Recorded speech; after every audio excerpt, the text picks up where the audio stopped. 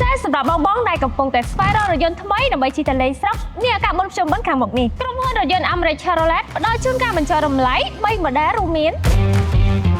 Chevrolet Cruze តម្លៃពិសេសត្រឹមតែ$26,500 សម្រាប់គ្រួសារថ្មីថ្មោងដែលជឿជាក់ឡានទាន់សម័យទំហំសមល្មមងាយស្រួលបើកបរនៅក្នុងក្រុងហើយមើលទៅកាន់តែ design បែប sporty ជាមួយនឹងប្រព័ន្ធសុវត្ថិភាពមួយជុំរថយន្តអាចជ្រើសរើសរថយន្ត Chevrolet Cruze យកទៅប្រើបានប៉ុន្តែបើសិនជាបងប្អូនជាគ្រួសារធំហើយមានសមាជិកច្រើនណាទៅដល់លេងម្ដងចង់ជិះជុំគ្នាតែម្ដង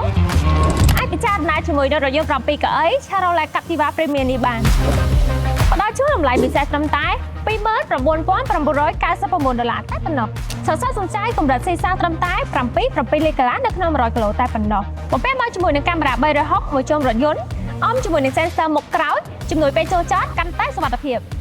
ហើយបើបងចូលចិត្តភាពស៊ីវិល័យស្រឡាញ់រៀលឡានបែបសេដានធំទូលាយអាចជ្រើសរើសរថយន្ត Track OS យកទៅប្រើបានដែលមានតម្លៃពិសេសឥឡូវនេះត្រឹមតែ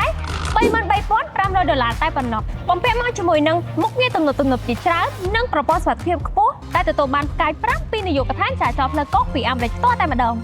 ជាមួយតម្លៃពិសេសនេះបងប្អូនចង់ទិញជាលុយសុទ្ធក៏បានទិញជាការបង់រំលោះក៏បានមានមុនត្រឹមតែ 10% ក៏អាចដល់រថយន្តនេះជិះទៅលេងស្រុកបានភ្លាមតែម្ដងនាំចូលនិងចែកចាយផ្ដាច់មុខដោយ PH Group